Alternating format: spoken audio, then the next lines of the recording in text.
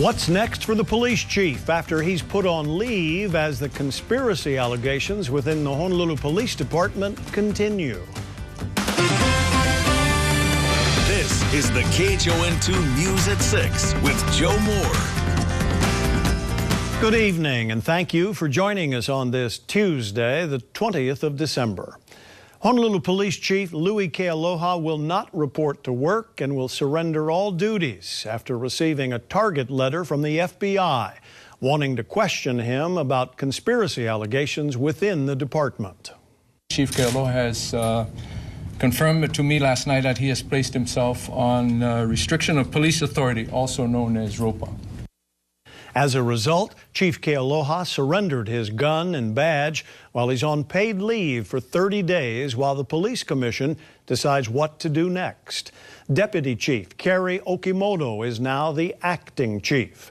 Tonight, Kealoha's attorney tells us he won't be talking to federal prosecutors. We have several reports tonight. Manolo Morales has more on the impacts to the department. Bridget Namata breaks down what this all means. But first, Gina Mangieri is always investigating with more on the response from Kealoha. Gina? Joe, the chief told me last night, just after getting the target letter, he will step aside but not quit.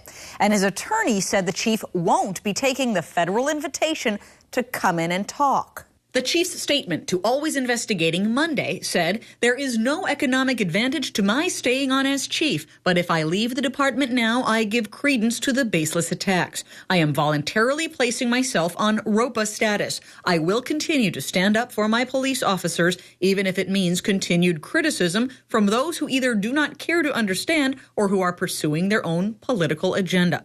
The target letter essentially lets a person know they're a target of an investigation, advises to get an attorney, and to come talk to the federal prosecutors.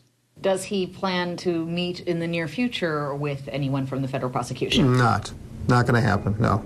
Why? Why? Because the chief's done nothing wrong. There's nothing for him to, there's no sword for him to fall on. There's no reason to come forward and to admit to something that he didn't do. How does that process work then if he is not going to agree to have any conversations in advance with the prosecutors, but instead wait for a possible indictment?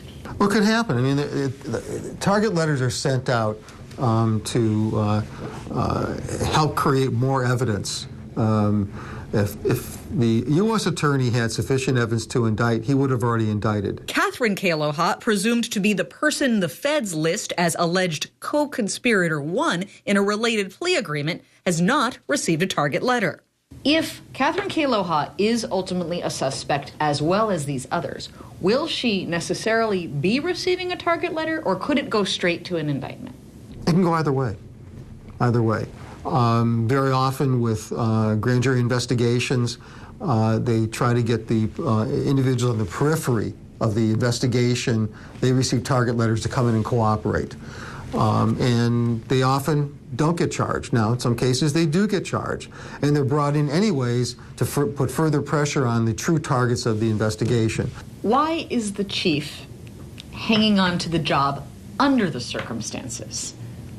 Because he knows he's done nothing wrong. If he resigns under a cloud, it's an admission or a tacit admission by implication that he's done something wrong. What, if anything, the chief or his wife will say about the other remains to be seen due to spousal immunity. Neither spouse can be compelled to give testimony against each other.